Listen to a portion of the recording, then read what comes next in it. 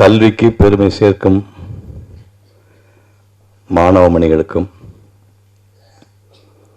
ஆசிரியர்களுக்கும் அவர்தம் பெற்றோர்களுக்கும் இந்த விழாவை பெருமைப்படுத்த வந்திருக்கின்ற பெரியவர்களுக்கும் மீடியா நண்பர்களுக்கும் காலை வணக்கம். எல்லா மேடைகள்லையும் வலியுறுத்தி சொல்கிற விஷயத்தான் இங்கேயும் நான் சொல்கிறேன். கல்வியும் ஒழுக்கமும் தான் உலகத்தில் எந்த மூலைக்கு போனாலும் உங்களை காப்பாற்றுகின்ற ஒரு சக்தி. அதை மட்டும் நீங்கள் கடைப்பிடிங்க போதும். நீங்கள் ஏழை குடும்பத்தில் பிறந்தீங்க, கிராமத்தில் பிறந்தீங்க, படிக்காத அப்பா அம்மாவுக்கு பிறந்தீங்க, அதெல்லாம் ஒன்றும் பெரிய விஷயமே கிடையாது.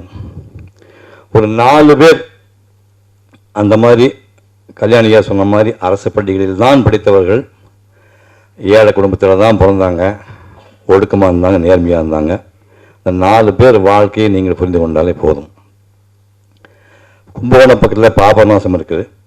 பாபநாசம் பக்கத்தில் வரங்கம்மான்னு ஒரு சின்ன கிராமம். இந்த கிராமத்து கோயிலில் மணி அடிக்கிற ஒரு புரோகிதர். அதாவது கிராமப்புறங்கள்லாம் சும்மா தினம் போய் சாமி விட மாட்டாங்க, விசேஷ நாள் தான் போவாங்க. அவர் பாட்டு காலையில் கூட பூஜை பண்ணும், மத்தியானம் உச்சி பூஜை பண்ணுவார், ராக்கால பூஜை பண்ணிட்டு போவார். யாராவது போய் தட்டில் காசு போட்டால் உண்டு. அந்த மாதிரி ரொம்ப வறுமையான சூழலில் ஒருவேளை சாப்பாடே செஞ்சு சாப்பிட முடியுமான்னு தெரியல. அந்த சூழல்லையே ஒரு மாணவன் பிறக்கிறான். உள்ளூரில் படிக்கிறான். படிச்சுட்டு கும்பகோணத்தில் ஆர்ட்ஸ் காலேஜில் மேல் படிப்பாக முடிக்கிறான். சேலத்தில் போய் வாத்தியாராக கொஞ்ச நாள் இருக்கான். அதுக்கப்புறம் மெட்ராஸ் திருவல்லிக்கேணியில் ஹிந்து ஹைஸ்கூலில் ஹெட் மாஸ்டர் இருக்கார். 1939-45 2வது உலக யுத்தம் காலகட்டம். அப்போ சர்ச்சில் தான் பிரிட்டிஷ் பிரதமராக இருக்கார். இந்த திருவல்லிக்கேணி ஹெட் மாஸ்டர் அந்த சர்ச்சுக்கு லெட்டர் போட, யூ ஸ்பீக் பேட் இங்கிலீஷ் அப்படின்னு. இங்கிலீஷை கண்டுபிடிச்சி வாமன், சுவாசிக்கிற மாமன். அவன் இங்கிருந்துட்டு ஒரு தமிழன் யூ ஸ்பீக் பேட் இங்கிலீஷுங்கிறான். அவன் மிரண்டானுங்க. அப்படி ஒரு தைரியம் எடுத்தனா யார் அவனை வர சொல்லுன்னு சொல்லி இங்கிலாந்து வர வைக்கிறாங்க. எப்படி பேட் இங்கிலீஷ்னு கேட்டோன்னே விலைக்கு சொல்கிறார், இந்த மாதிரி இருக்கணும், நீங்கள் தப்பாக பேசினாங்க. ஒத்துக்கிட்டாங்க. ஒத்துக்கிட்டு சரி இவ்வளோ பெரிய ஆளா நீங்கள் அப்படின்ட்டு ரென்னன் மார்ட்டின் கிராமர் புஸ்தகம் நம்மெல்லாம் படிச்சிருக்கிறோம். அதை மாதிரி இன்னொரு புத்தகம் ஒன்று அவங்க போட்டு இது பதிப்பிக்க போகிறோம், இது ஏதாவது குறைபாடு இருந்தால் கூடன்னு கொடுத்தோன்னே ஒரு இரவு பூரா அந்த படித்து பார்த்துட்டு ஒரு 6 சாப்டர் ரொம்ப அண்டராக இருக்குதுன்னு சொல்லிட்டு இந்த 6 சாப்டர் பிச்சு போட்டார். பிச்சு போட்டு ஒரு வேலை எழுதி கொடுக்குறாரு. எழுதி கொடுத்து அதை பதிப்பிக்கிறாங்க. இங்கிலாந்து எவ்வளோ பெரிய நாடு, வெள்ளைக்காரன் எவ்வளோ பெரிய ஆள். அந்த நாட்டில் மிகச்சிறந்த பேச்சாளர்கள் அந்த 5 பேரை தேர்வு பண்ணி அதில் இந்த மனிதனை ஒரு ஆள் அப்படின்னு போடுறாங்க. இங்கிலாந்தில் வெள்ளைக்கார நாட்டில் மிகச்சிறந்த பேச்சாளர் ஒரு தமிழனை போடுறான். இந்தியாவுக்கு ஒரு ஆள் சத்திய சோதனைன்னு காந்தி அவர்கள் புஸ்தகம் எழுதியிருக்கிறது. ஆங்கிலத்தில் எழுதப்பட்ட சத்திய சோதனையை ரீரைட் பண்ணி தரார். எங்களை குறைபாடுக்க கரெக்ட் பண்ணி கொடுக்குறாரு. காந்தியை பாரத்தில் படித்தவர். இங்கே நாட்டு சுதந்திர போராடும் போது ஹரிஜன் அப்படின்னு ஒரு பத்திரிக்கை நடத்திட்டு வர்றார். ஒரு 4-5 பீரியாடுக்கில் அந்த மாதம் கூடிய அந்த பத்திரிக்கை படித்து பார்த்துட்டு பாரத்தில் படித்தேன்னு சொல்கிற காந்தி ரொம்ப கேவலமாக இருக்குது இங்கிலீஷ் அப்படின்னார். நான் காந்தியோட இவர் 12 நாள் பெரியவர். இவர் செப்டம்பர் மாதம் 22, அவர் அக்டோபர் 2ஆம் பிறந்தவர். காந்தி அண்ணன் கூப்பிடுவார் இவரை. அண்ணா நான் அந்த ப்ரூஃப் பண்ண அனுப்புகிறேன், நீங்கள் பார்த்து திருத்தி அனுப்புங்க அப்படின்னா இவர் அப்பப்போ ப்ரூஃப் திருத்தி அனுப்பிட்டு இருந்தார். இங்கே head master Triplicane Indian school head master ஒரு மீட் பண்ணி நாள் ஆகி போச்சு. காந்தி உன்னை பார்க்கணும் ஆசையாக இருக்கே அப்படின்னா, இந்த குறிப்பிட்ட தேதி நான் பீகார் இருக்கேன், நீங்கள் அங்கே வாங்க அப்படின்னோடனே இவர் புறப்பட்டு பீகார் போகிறார். பீகார் போனால் அங்கே ஒரு செங்கல்பட்டு மாதிரி ஒரு மஃபசல் ஏரியாவில் ஒரு 2 லட்சம் பேர் தான். கீழே விவசாயிகள் தலப்பாக கட்டிக்கிட்டு புழுதி படிஞ்ச இடத்துல 2 லட்சம் பேர் மக்கள் நிற்கிறாங்க. ஒரு ரயில் பெட்டி மேலே ஒரு ஏணி வச்சு ஏற்றி விடுறாங்க. ஒரு குச்சி கைகால் ஒரு மேலே ஒரு போர்வை பொத்திட்டு ஒரு மொட்டத்தில் இடம் ஒருத்தன் கையில் குச்சி வச்சு நிற்கலாம். அவர் யாருன்னா அவர் தான் காந்தின்னாங்க. அவங்க கும்பிட்றாங்க. இந்த மனுஷன் கன்னத்தில் போட்டு நேரம் மெட்ராஸ் காந்தி இனிமேல் ப்ரூஃப் அனுப்புற வேலையை வச்சுக்காத, ப்ரூஃபை நீயே திருத்தி நீயே போட்டுக்க. என்கிட்ட பிளட் இங்கிலீஷ் அதான் இருக்குது, உங்கள்கிட்ட ஆன்மா இருக்கிறது. ஆன்மா சொல்வது வேதம், நீ என்ன சொன்னால் அது சத்தியம், நீ மானிப்பாத சொன்னான். அப்படி வாழ்ந்த மனிதன் சில்வர்டன் சீனிவாச சாஸ்திரி, ஒரு ஏழை பிராமணன் வீட்டு பையன். எங்கே பிறக்கிறோம், எங்கே பிறக்கிறோம், உயிரை கொடுத்து படிங்க, ஸ்தபமாக இருந்து படிங்க, படிச்சிங்கன்னா உச்சத்துக்கு போகலாம் அந்த ஒரு மனிதன். இது வந்து சரி, ரொம்ப பழைய கதை. சிவகுமார் சொல்கிறாரு, ஒரு 100 வருஷத்துக்கு முந்தின கதை. என்ன, நேற்று வரை வாழ்ந்த ஒரு மனிதன் 2015 தான் நம்மைட்டு விடைபெற்று கொண்டார். டாக்டர் அப்துல் கலாம் அவர்கள். என்ன பெரிய கோடீஸ்வரன் குடும்பத்தில் பிறந்தாரா? படகு ஓட்டுற வேலை அப்பாவுக்கு, ஜெயலலிதாபதினு 2 தீவுக்கு படகு ஓட்டுற வேலை அவங்க அப்பா பண்ணுறார். அம்மா ஆயிஷம்மா, 4 பொண்ணுங்க, ஒரு பையன். இவ்வளோ தான் அரிசி எடுத்து போட்டு வெறும் கூழ் தான் பண்ணுவாங்க அவங்க. கூழை வந்து போட்டு உப்பு போட்டு பிரித்து கொடுப்பாங்க அவங்க. குடிச்சு கடைசியில் அந்த அம்மா வந்து பசங்களுக்கெல்லாம் ஊற்றி கொடுத்து வெறும் சட்டியை கழுவி குடிப்பாங்க அந்த அம்மா. இந்த பையன் 4 மணிக்கு எழுந்து குளிப்பான். குளிக்க போனால் ஹெட் மாஸ்டர் வந்து கணக்கு வாத்தியார் மண்டையில் விட்டுவார். 4 மணிக்கு எழுந்து, அதிகாலை 4 மணிக்கு எழுந்து குளிச்சுட்டு 4:30 to 5:30 கணக்கு டியூஷன் போயிட்டு 5:30 to 6 மசூதிக்கு போய் தொழுகைக்கு போயிட்டு 6லிருந்து 8 மணி வரைக்கும் என்ன வேலை தெரியுமா? வெள்ளக்காரன் காலத்தில் தனுஷ்கோடி போட் மேல் ஒன்று போயிட்டு இருந்தது. தனுஷ்கோடிக்கு அது இந்த ராமேஸ்வரத்தை கிராஸ் பண்ணும்போது ரயில் நிற்காது. இந்த சுதேசமித்திரன், தினமணி பத்திரிகைலாம் வந்து அந்த பெட்டியை வந்து ஸ்லோ டவுன் பண்ண உடனே பிளாட்ஃபார்மில் தூக்கி அந்த பேப்பர் கட்டை போட்டு போயிடுவான். அப்துல் கலாமுடைய சித்தப்பா பையன் பேர் சம்சுதீன், சின்ன பையன். அவனு 2 பேர் ஏற்றுக்கிட்டு, எல்லாம் 10 வயசு கீழே நினச்சி பாருங்கள். இந்த பசங்க அந்த கட்டை எடுத்து பேப்பரில் பிரிச்சுட்டு வீதி வீதியாக வீடு வீடாக போய் அந்த காலையில் பேப்பர் போடுறாங்க. காலையில் 6லிருந்து 8 மணி வரைக்கும் போடலாம். போட்டு 8 மணிக்கு வீட்டுக்கு வந்தோடனே பழைய சோறு குடிச்சிட்டு ஸ்கூலுக்கு போகிறாங்க. போயிட்டு சாயங்காலம் வந்தவுடனே 4லிருந்து 6 மணிக்கு எந்தெந்த வீட்டில் பேப்பரை போட்டோம் பேப்பருக்கு வசூல் பண்ணுற வேலை அவருக்கு. வீட்டில் பேப்பர் காசு வசூல் பண்ணுற வேலையை அங்கே போய் பண்ணுறாரு. பண்ணிவிட்டு 7லிருந்து 9 படிக்கிறதுக்கு காடா விளக்கு, சும்மா ஒரு திரி போட்டிருக்கு, அடியிலேருந்து ஒரு அலுமினியம் டப்பாமல் இருக்குது, அதில் வந்து சீமெண்ணெய் ஊற்றி வச்சுப்பாங்க. மேலே மூடியெல்லாம் கிடையாது, சிம்னியெல்லாம் கிடையாது. காடா விளக்கில் இந்த மனிதன் படிக்கிறான் 7லிருந்து 9 மணி வரைக்கும். மேற்கொண்டு படிக்கலாம்னா எண்ணெய் எக்கல் இதுக்கு மேலே ரேஷன் டைமு இதுக்கு மேலே எண்ணெய் கொடுக்க முடியாது, அம்மா முடியாதுன்றாங்க. அப்புறம் வேறு வழி இல்லாமல் அது முத்தையான ஒரு வாத்தியார், வருங்காலத்தில் பெரிய ஆளாக வருவாமா, தயவு செஞ்சு இன்னும் 2 மணி நேரம் படிக்கிறதுக்கு எண்ணெய் ஊற்றி கொடுன்னு சொல்லி ரிக்வெஸ்ட் பண்ணி 11 மணி வரைக்கும் படிக்கிறதுக்கு உதவி பண்ணுறார். அப்படி அந்த மனிதன் ராமேஸ்வரத்தில் ஒரு மூலையிலே படிக்கிறான். நேராக இங்கே திருச்சி வர்றாரு காலேஜுக்கு. சென்ட் ஜோசப் காலேஜில் ஹாஸ்டல் தங்குறாரு. ஹாஸ்டலில் இருந்து தங்கறதுக்கு எவ்வளோ செலவுன்னு கேட்குறாங்க. 18 ரூபா மாதத்துங்கிறாங்க. 18 ரூபா கொடுக்கறதுக்கு முடியாது, குறைக்கிறதுக்கு வழி இருக்கான வழி இருக்குன்னா, அசைவம் சாப்பிட்டால் 18 ரூபா, சைவம் சாப்பிட்டால் 14 ரூபா அப்படின்னா, ஐயோ 4 ரூபா மிச்சம் மாதிரியானு சைவத்துக்கு மாறுகின்றான். ஒரு இஸ்லாம் குடும்பத்திலே பிறந்த ஒரு மனிதன் சைவத்துக்கு மாறி அந்த சென்ட் ஜோசப் காலேஜ் படிக்கிற காலத்தை ஆரம்பித்து உயிர் போகும் வரை 84 ஆண்டுகள் சைவம் சாப்பிட்ட என் அறிவித்த ஒரே இஸ்லாமியர் வந்து கலாம் அவர்கள். நான் கடைசி வரைக்கும் அவர் வந்து சைவம் தான் சாப்பிட்டார். இஸ்ரேல வேலை பார்க்குறாரு திருவனந்தபுரத்தில். இஸ்ரேல வேலை பார்த்துருக்கும் போது அவங்க வந்து அலுவலகத்தில் கொடுக்க சாப்பிட்றதான் சாப்பிடணும். சாப்பாடு ரொம்ப தரம் குறைவாக இருக்குது, அவங்க டிமாண்ட் பண்ண முடியாது. அந்த வேகாத வகையில் ரயில்வே ஸ்டேஷன் வரைக்கும் இஸ்ரோலேருந்து 4 கிலோமீட்டர் வேகாத வகையில் 12 மணிக்கு நடந்து வேர்த்து விறுவிறுக்க போய் ஒரு சைவ ஹோட்டலில் சாப்பாடு சாப்பிட்டு திரும்பி வருவார். இப்படி முடிக்கிறார். இவர் தான் அப்புறம் உங்களுக்கு SLV 3, திரிசூல், அக்னி, ஆகாஷ் ஏவுகணைகளை விட்டார். அப்புறம் பொக்ரான் அணுகுண்டு வெடிச்சார். இதெல்லாம் அவருடைய சாதனை. இதெல்லாம் முடிஞ்சு அவர் வந்து நம்ம நாட்டுடைய குடியரசுத் தலைவர் பொறுப்பில் உட்கார்றார். உட்கார்ந்து மொத்தமாக பார்த்தீங்கன்னா 15 நாடுகள் போயிருக்கார். 163 நகரங்கள் போயிருக்கார். 15 நாடு 163 நகரங்களுக்கு போய் மாணவர்களையும் பெரியவங்களையும் சந்திக்கிறார்.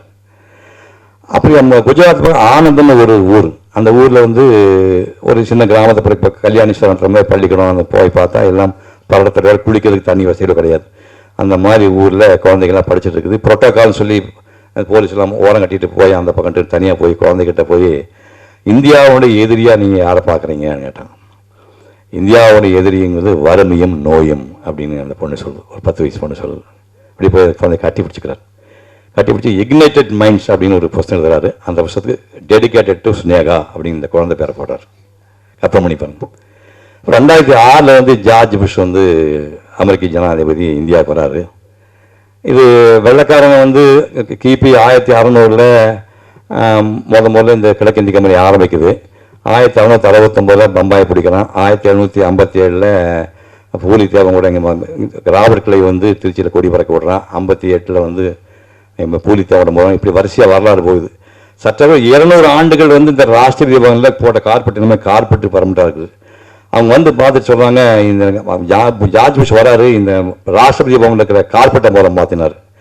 இவர் ராஷ்டிரபதியான அன்னைக்கே சொல்கிறாரு, நான் ஒரு பேச்சுலர் ஒத்தாளுக்கு இவ்வளோ பெரிய அரண்மனை தேவையில்லை, 4 ஏக்கரால் அரண்மனை எனக்கு எதுக்கு, எனக்கு ஒத்த ரூம் போதுன்றார்.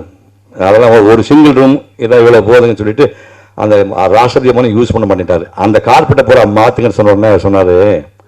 மகான்கள், புத்தர் போன்ற மகான்கள் எல்லாம் பிறந்த நாடு, இந்த பல மகான்களுடைய பாதம் பட்ட கார்பெட்டுது. உங்கள் ஜனாதிபதிக்கு பாதம் பட்ட புண்ணியம் இருக்கு, கார்பெட்டை மாற்ற முடியாது அமைச்சர். அடுத்த சொன்னாங்க, ஸ்பெஷல் பாதுகாப்புக்கு ஒரு பட்டாலியன் அங்கேருந்து ஆர்மி வருது. நாங்கள் இந்திய ஆர்மி மேலே உங்களுக்கு கவனம் வைக்காம, உங்களுக்கு எங்கள் ஆர்மி இப்போ வந்து உயிரே கொடுப்பாங்க. ஒரு நாட்டு தலைவனா அவங்க உயிரே கொடுப்பாங்க, தேவைப்பட்ட ஒரே ஒரு ஆளை மட்டும் நீங்கள் துணைக்கு அனுப்புங்கன்னு சொல்லிட்டு ஒரு கேப்டன் மாதிரி ஒரு மேஜர் மாதிரி ஒருத்தர் சூப்பர்வைஸ் பண்ண சொல்லிட்டு முடியாதுன்ட்டார். இப்போ சொந்த ஊர் வந்து இப்போ அவங்க அப்பா அண்ணா உயிரோடு இருக்காரு, கிட்டத்தட்ட 99 வயசு அண்ணா உயிரோடு இருக்காரு. அவங்க சொந்தக்காரங்கள்லாம் வந்து டெல்லி சுற்றி பார்க்கணும், தம்பி அங்கே ஜனாதிபதி இருக்கிறாருன்னு புறப்பட்டு போகிறாங்க. போனால் ஜனாதிபதி மாளிகையில் அந்த சொந்தக்காரங்க தங்கி இந்த ரூமுக்கு அப்ராக்சிமேட்டாக என்ன வாடகைன்னு கேட்டு, அந்த காலேஜ் சாப்பிட்ற பன் பட்டர் ஜாமுக்கு ஒன்று வாடகை போட்டு, டெல்லி சுற்றி பார்க்க டாக்ஸிக்கான காசுக்கு என்னாச்சு எல்லாம் மொத்த கணக்கு போட்டு 2.5 லட்சம் ரூபாய் தன்னுடைய செக்கிலிருந்து சம்பளம் கொடுத்த ஒரே மனிதன். ராஷ்டிரபதி பவனில் இருக்கிற ஒவ்வொரு ஜனாதிபதிகளும் பரம்பரையிலே 7 தலைமை கொண்டு அவங்கள குடி வச்சுருவாங்க. தாத்தா முப்பாட்டம் எல்லாம் யாராவது உயிரோடு எல்லாத்தையும் கொண்டாந்து ராஷ்டிரபதி பவன் அந்த காலம் பூரா வாழ வைப்பாங்க. இந்த மனிதன் ஒரு சல்லி காசு கூட அரசு காசு செலவு பண்ணாமல் 2.5 லட்சம் ரூபா செக் கொடுத்தான். முடிந்தது பதவி கடைசி நாள் முடிஞ்சோடனே கிளம்புறாரு. கிளம்பும்போது ஒரு தகரக்குட்டியில் ஒரு 10 புத்தகத்தை எடுத்து போட்டுக்கிறாரு. போட்டுட்டு ஒரு மஞ்சள் பையில் கொஞ்சம் பரிசு போட்டு எழுதிட்டு வர்றாரு. அப்புறம் சூர்யாமே ஒருத்தர், ஐயா அது என்னென்னா, நான் காசு கொடுத்து வாங்கிய புத்தகங்கள், அதை மட்டும்தான் எடுத்துகிட்டு போகிறேன் அப்படின்னு வெளியே வராது. வரும்போது வரிசையாக ஒரு 2000 பேர் நிற்கிறாங்க அன்பளிப்போட. இந்த கூப்பியை கைப்பிடிக்காமல் உங்கள் அன்பு போதும் அன்பளிப்பு வேண்டாம் என்று வாழ்ந்த ஒரு மகத்தான மனிதன் சென்ற ஆண்டு புறப்பட்டு போய்விட்டான். எங்கே பிறக்கிறீங்க, எங்கே பிறந்தா என்ன, எவ்வளோ வேலையை உங்கள் அப்பா இருந்தேன்னா என்ன, உங்கள் அப்பா படித்தவரா, ஜெயலலிதா படித்தவரா? உலகம் கொண்டாடிய மனிதனாக உருவாக முடியும் என்றால் நீங்கள் அந்த கல்வி, அந்த நேர்மை, அந்த ஒழுக்கம், சத்தியம், அதுதான் உங்களுக்கு வேணும். என்ன பழையபடி இது கூட முடிஞ்சு போனாலும் இப்போ சொல்கிறேன் உங்களுக்கு ஒரு மனிதன். ஏதோ இப்போ நம்ம ஊர் பையன் ஒருத்தர் இருக்காங்க, மயில்சாமி அண்ணாதுரை என்று ஒரு இளைஞன்.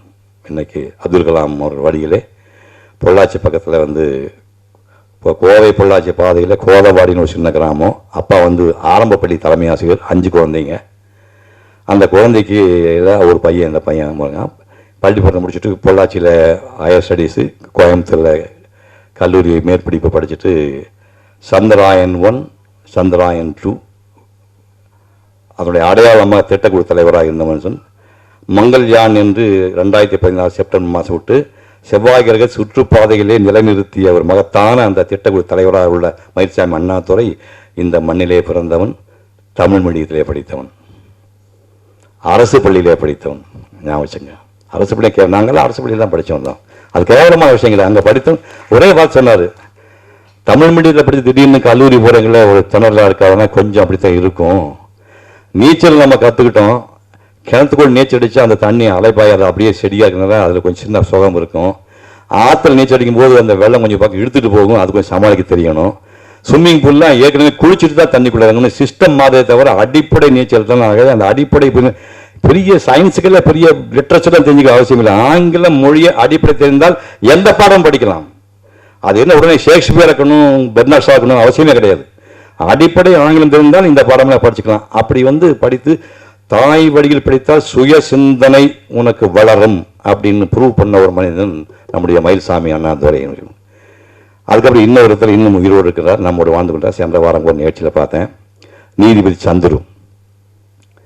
நீதிபதி உடனே நமக்கு கற்பனை பண்ணவங்கள இந்த மாதிரி கோல்டு கலர் முடி போட்டு காப்பு கோட்படாதெல்லாம் கிடையாது. எல்லாத்தையும் தூக்கி வீசின ஒரு மனிதன். இந்த பந்தா பணமாக டவாலி வர்றது, சல்யூட்டிக்கிறது, பராக் அதெல்லாம் தவிர்த்த ஒரு மகத்தான ஒரு மனிதன். ஒரு சாதாரண ஏழை குடும்பத்தில் பிறக்கிறாரு. அம்மா 5 வயசுலேயே இறந்து போகிறாங்க. 19 வயசு ஆகும்போது இந்த இளைஞன், ஒரு அண்ணன் வந்து கான்பூர் போய் படிக்கிற, ஒருத்தர் வெளிநாட்டுக்கு போயிட்டான். இந்த 11 வயசு இளைஞன் நினச்சி பாருங்க, மளிகை கடைக்கு அவனே போவான், 11 வயசு பையன். ரேஷன் கடைக்கு நிற்பான், கரண்ட் பில் அவனே போய் கட்டுவான், வீடு அவனே பெருக்குவான், சமையல் அவனே செய்வான், 10 பாத்திரம் அவனே தேய்ப்பான். கற்பனை பாருங்க. இத்தனையும் பண்ணிட்டு படிக்க முடியுமான்னு கேட்டால் அத்தனையும் பண்ணிட்டு படித்தான். ராமகிருஷ்ண பள்ளியெல்லாம் படித்து அப்படியே மேலே போனார், டிகிரி வாங்கினார். ஒரு நீதிபதியாக இருந்து 7 ஆண்டுகளில் 90,000 கேஸுக்கு தீர்ப்பு சொன்ன எனக்கு தெரிஞ்ச ஒரே மனிதன் வந்து இந்தியாவில் நினைக்கிறேன். 90,000 கேஸ் தீர்ப்பு சொல்லியிருக்காரு. 90,000 கேஸ் தீர்ப்பு சொல்லியிருக்காரு. ஏன் வந்து கம்யூனிஸ்ட் இதுக்கு போய் கேட்டீங்கன்னா, இல்லை நான் வந்து மக்களோட மக்களாக வாழ்ந்தேன், ரேஷன் கடையில் எவ்வளோ பொறுமையாக நிற்கணும், வேகாத வெயில்ல, எலக்ட்ரிக் பில் கட்ட போனால் எவ்வளோ பொறுமை வேணும், சமைக்கிறதுக்கு எவ்வளோ பொறுமை, அதை விட காட்டி பண்ண மாதிரி சமைச்சு சாப்பிட்டதுக்கப்புறம் அந்த பாத்திரத்தை கழுவுற கொடுமை இருக்க உலகத்தை அது மாதிரி நரகமே கிடையாது. அதெல்லாம் கழுவி அனுபவிச்சா காய்ச்சி உட்கார்ந்துருக்காங்க. அதே மாதிரி அவர் கழுவி பார்த்தவர் அவ்வளோ பொறுமையின் காரணமாக ஏழை மக்களுக்குத்தான் நான் நீதிபதியாக இருப்பேன் என்று வாழ்ந்து விட்டு கடைசியாக இன்னைக்கு கடைசி நாள்னா காலையிலேயே கவர்மெண்ட் கார்லாம் அனுப்பிட்டு நேராக கோர்ட்டுக்கு போனால் வேலை முடிஞ்சது. ஹைகோர்ட்லேருந்து ஃபர்ஸ்ட் லைன் பீச் அங்கேருந்து ஒரு ஃபர்லாங் நடந்து போனார். எலக்ட்ரிக் ட்ரெயின் ஏறினார், வீட்டுக்கு போய்விட்டார். வாழ்ந்து கொண்டிருக்கின்றார் நம்ம விஷயங்கள்லாம். சத்தியம், நீ எளிமையா இருங்க, நேர்மையா இருங்க. கல்வியும் ஒழுக்கமும் தான் உங்களை காப்பாற்றும். இந்த ஒழுக்கம்னு ஒரு அப்டிராக்ட் வார்த்தை நினைக்காது. ஒழுக்கம் நல்ல பழக்கம் தான். ஒழுக்கம்னு என்ன உலகத்தை தான் நினைச்சுக்காதீங்க, நல்ல பழக்கம் தான். என் நாக்கிலே காஃபி டீ பட்டு 59 வருஷம் ஆகிறது. தேவையா உங்களுக்கு? ஒரு மசாலா தோசை சாப்பிட்டா எனர்ஜி, காஃபி சாப்பிட்டா எனர்ஜியா? தேவையா உங்களுக்கு காஃபி? 15 பைசா காஃபி 1958. அந்த காஃபியை தவிர்த்து நான் மசாலா தோசை சாப்பிட்டேன். அதனால தான் அங்கிருந்து மகாபலிபுரத்துக்கு சைக்கிளில் போக முடியும், 56 கிலோமீட்டர். புரியுதா? காஃபி டீ சாப்பிட மாட்டேன், மது அருந்த மாட்டேன், புகைக்க மாட்டேன். இதெல்லாம் ஏன் சொல்கிறேன் என்றால், எனக்கு முன்னால் வாழ்ந்த மகத்தான சாதனை புரிந்த மகத்தான நடிகர்கள் எல்லாம் 72 வயசுல போயிட்டாங்க. இது பெருமைக்காக சொல்லவில்லை. மகத்தான சாதனை புரிந்தவர்கள் எல்லாம் 72 வயசுல போயிட்டாங்க, 73 வயசுல. உலக புகழ்பெற்ற நடிகர்கள் எல்லாம் 72, 73 போயிட்டாங்க. நான் 75 வயசுல நிற்கின்றேன். 75 வயசுல மகாபாரதம் பேசினேன். இது எதுக்காக சொல்லணும்னா, மகாபாரதம் பெரிய காவியம். அது 2 மணி நேரம் மகாபாரதத்தை வந்து 4 வருஷம் ஆராய்ச்சி பண்ணி 2 மணி நேரம் பேப்பர் ரெஃபரன்ஸ் இல்லாமல் ஒரு சொட்டு தண்ணி குடிக்காம உங்களமா இளைஞர் 5000 பேர் ஒரே ஸ்டேஜ் 2 மணி நேரம் பேசுனா அது காரணம் அந்த ஒழுக்கம், உடம்பை பேணுதல். நீ உடனே பார்த்தீங்கன்னா மொத்த போவா பார்க்குறீங்க. ஏன்னா சின்ன பிள்ளைங்களுக்குலாம் அது அருமை தெரியாது. அங்கிருந்து பார்த்தா சிவகுமார் அப்படிங்கிறீங்க. சிவகுமார் இது வந்து இது சிவகுமார் இல்லை, நீங்கள் பார்க்க சிவகுமார் உடம்பு. இந்த உடம்பு இங்கே இந்த பக்கம் அந்த பக்கம் போயிட்டு வர்றதுக்கு உயிர் வேணும். உயிர் போக இன்னைக்கு காலையில் வந்து மேடையில் பேச போகிறோம்னா அதுக்கு சொன்ன சின்ன ப்ரிப்பரேஷன் வேணும் என்று சொல்வது அறிவு. அப்போ உயிர், அறிவு, உடம்பு 3 சேர்ந்தது தான் சிவகுமார். புரியுதா உங்களுக்கு? இந்த உயிருக்கு வயதாவதில்லை. உயிர் எப்பவுமே வாழணும்னு ஆசைப்படும். எந்த மனுஷன் சாகணும்னு ஆசைப்படுறேன். கல்யாணம் சார் சொல்றாங்க, தாத்தான்னு சொன்னா கோவம். இந்த மாதிரி பிரச்சனை வந்து டை அடிச்சுட்டேன். புரிஞ்சுட்டீங்களா? புரிஞ்சுங்க ரகசியம் என்னன்னு. எந்த பயிர் நம்ம தாத்தாலும் கூப்பிட்ட என் போன் பேத்திகளும் கூப்பிடல, அதுக்கு ரைட்ஸ் இருக்குது. பாக்கில தாத்தா அனுமதிக்க மாட்டான். நீங்க கல்யாணத்தை நடந்து டை அடிச்சுக்கிட்டா தாத்தா ஐயான்னு கூப்பிடுவாங்க. ஸோ அடிப்படை வந்து உயிருக்கு வயதாகவில்லை, அறிவுக்கு வயதாகவில்லை, கூட்டிகிட்டு தான் போகுது. உடம்புக்கு வயதாகிறது. அவர் மூட்டு வலினாரு, அதெல்லாம் எனக்கு வராது. ஏன்னா நான் காலையில் 4 மணிக்கு இருந்து 1 மணி நேரம் வாக்கிங் போயிட்டு வந்திருக்கேன். நான் யோகா வந்து 56 வருஷமா பண்ணிட்டு இருக்கேன். 38 ஆசனம் பண்ணேன், இப்போ குறைச்சிட்டு 8-10 ஆசனம் பண்ணிட்டு இருக்கேன். இந்த உடம்பு தான் உங்கள் அடையாளம். உட்கார்ந்து யாரையும் சொல்றேன், இந்த முகம், இந்த கண்காது, இந்த மூக்கு, இந்த உடம்பு தான் உங்க அடையாளம். இதை வைத்துத்தான் எதை வேண்டுமானாலும் செய்யணும். இந்த உடம்பு தான். இதை அல்லாமல் நீ எதுவுமே செய்ய முடியாது. இந்த உடம்பை நீ பாதுகாக்கவில்லை என்றால் நீ ஆசைப்படுவது. கண்ணதாசன் சொன்னார், 80 வருஷம் வாழ ஆசைப்பட்டேன், இறைவன் ஆயுளை குறைத்து விட்டான்னு. இறைவன் ஆயுளை குடிக்கல. நீங்கள் குடித்த மதுவும் நீங்கள் குடித்த விளையாட்டு புகையும் தான் உங்கள் ஆயுளை குறைத்து விட்டது. அதாவது நல்ல ஞாபகம் வச்சுங்க, புகையும் மது தவிருங்கள். உங்களுக்கு ஒரு விஷயம் சொல்றேன், உயிரோடு ஆரோக்கியம் இருப்பதற்கு ஒரே ஒரு விஷயம், காலையில தான் ஆக்சிஜன் இருக்குது, அதிகாலையில் தான் சுத்தமான ஆக்சிஜன் இருக்கு. 4 மணி 5 மணி வாக்கில் கிராமப்புறத்து குழந்தைங்க இருக்கிறீங்க, சிட்டியில் யாராக இருந்தாலும் சுத்தமான காற்று காலையில் இருக்குது. எவன் ஒருவன் காலையிலே அதிகாலை சூரியனை பார்க்க வேண்டும் என்று ஆசைப்படுகின்றானோ, என் பேரம் பேதி உள்பட சொல்ல, காலை அதிகாலை சூரியனை பார்ப்பதற்கு 10 ஆண்டு போனஸ். 10 ஆண்டு போனஸ். எவன் ஒருவன் இன்றிலிருந்து காலை சூரியனை அப்ப போய் படுத்துங்க, அதிகாலை சூரியன் பார்க்கணும், 10 ஆண்டு உங்களுக்கு போனஸ். கிட்டத்தட்ட 50 வருஷம் யோகா பண்ணிட்டு மார்னிங் வருஷம். இன்னைக்கு காலையில் நிகழ்ச்சிக்கு போறான்னு தெரிஞ்சு காலையில் 5 மணிக்கு போன போட்டில் போனால் 6:30 வரைக்கும் வாக் பண்ணிட்டு வந்திருக்கிறேன். அந்த ஆக்சிஜன் ஒன்று தான் மனிதன் உயிரோடுவதற்கு. உணவு அப்புறம் உணவு இல்லாமல் கூட 1 மாதம் இருக்கிறதா தண்ணி குடிச்சு இருக்கலாம். தண்ணி இல்லாமல் 1 வாரம் தண்ணி குடிச்சு சாப்பிடிக்கலாம். காற்று இல்லாமல் வாழ முடியும். நம்மளே சாமியார் கிடையாது, பூமிக்குள்ள போய் 48 மணி நேரம் ஒழிஞ்சிக்கிறதுக்கு. நமக்கு காற்று இல்லாமல் வாழ முடியாது. அந்த காற்று, இந்த ஆக்சிஜன் ஒன்று தான் ரத்தத்தை சுத்தப்படுத்துது. 2வது ரத்த சுத்தப்படுத்த வேலையை தண்ணி பண்ணுது. அதனால் தயவு செய்து என் குழந்தைக்கு சொல்ற, ஏன் சிறுமில் வேலை பார்த்தாலும் 8 டம்ளர் தண்ணி குடிங்க. அந்த தண்ணி வழியாத்தான் ரத்தத்துக்கு அழுக்கெல்லாம் வந்து யூரின் வழியாகவும் வேறு வழியாக போகுது. தண்ணி குடிங்க, வேலைக்கு சாப்பிடுங்க. கொண்டுடுவாங்க முதலாளிங்க. நீ என்ன பெரிய சாப்பிட்டு என்ன போய், அதாவது ஏ கிளாஸ் கைதிகள் தான் நீங்கள். ஏன் சிறுமில் வேலை பார்க்குற கைதிகள் தானேங்கிற. 1 லட்சம் வாங்கினா நீ கைதிகள் தானே, நீங்கள் என்ன பண்ண முடியும்? உங்களுக்கு இந்த காலையில் பார்க்குற 4 மணிக்கு அந்த பேக்கை போட்டு அந்த பசங்க போகிறத பார்த்தா தண்ணி கூட குடிச்சுப்பான்னு டவுட் ஆகுது. தண்ணி 8 மணி நேரம் தண்ணி, 8 தடவை தண்ணி விடுங்க. வேலைக்கு சாப்பிடுங்க. அம்மா மேலே கோவம், அப்பா மேலே யாரும் கோவம், அந்த வீட்டை விட்டு வெளியே போகும்போது வெறும் வயிற்றோடு போகாதீர்கள். முந்தின நாள் பழைய சாதம் ஒரு கை எடுத்து போடுங்க. இன்னைக்கு காலை நான் சாப்பிட்டு வந்தேன். ஒரு கை பழைய சாதம், 1 டம்ளர் மோர் போட்டு அடித்து கொஞ்சம் உப்பு போட்டு, எவ்வளோ கோவம் தான் சரி, ஒரு சின்ன வெங்காயம் 2. இதை விட எளிமையாக எப்படியே உடம்பு கிடைக்கும்? இதை விட எளிமையாக எப்படி சாப்பிட முடியும்? ஒரு கை சோறு, பழைய சோறு, 1 டம்ளர் இப்போ பழைய மோர், புளிச்சு போனால் பரவாயில்ல, ஒரு 2 சின்ன வெங்காயம் போய் சாப்பிட்டீங்கன்னா உனக்கு அல்சர் வராது, பிரச்சனை வராது. இதை நான் இன்னும் சாப்பிட்டு கொண்டிருக்கின்றேன். இந்த 50 வருஷ வாழ்க்கையில் நான் வெறு வயிற்றோடு இந்த என் வீட்டை விட்டு போனே கிடையாது. அப்போ ஒரு 4 மணிக்கு இருந்து போனேன். என் சம்சாரம் பரிதாபத்துக்கு ஒரு பெண்மணி இல்லையா, 4 மணிக்கு டிஃபன் சாப்பிட்டு போவேன். அப்போ அந்த அம்மா எத்தனை எழுந்திருக்கணும்? பேச முடியாது. கொத்தடிமைகளாகவே நம்ம பொம்பளைகள் வச்சிருக்கோம், கொத்தடிமையாகவே பெண்களை வச்சிருக்கோம் நம்ம. அப்படி போனால் நிற்க முடியுது. ஸோ காலையில் எழுந்தோடனே நீங்கள் 1 மணி நேரம் வாக்கிங் போங்க. ட்ரெட்மில்லாம் வந்து வழியெல்லாம் பண்ணுங்க, ஆக்சிஜன் கிடைக்காது. சும்மா ஒரு வெளியில் பண்ணுறது தான். சுத்தமான காற்று வேணும். 8 டம்ளர் தண்ணி குடிங்க. வேலைக்கு சாப்பிடுங்கள். 8 மணி நேரம் தூங்குங்கள். இதை மட்டும் தொடர்ந்து செய்தால் இந்த கல்வியும் இந்த ஒழுக்கமும் தான் உங்களை உலகத்திலே உச்சத்தை கொண்டு போய் நிறுத்தும் என்று சொல்லி வாய்ப்புக்கு நன்றி கூறி விடைபெறுகின்றேன். நன்றி, வணக்கம்.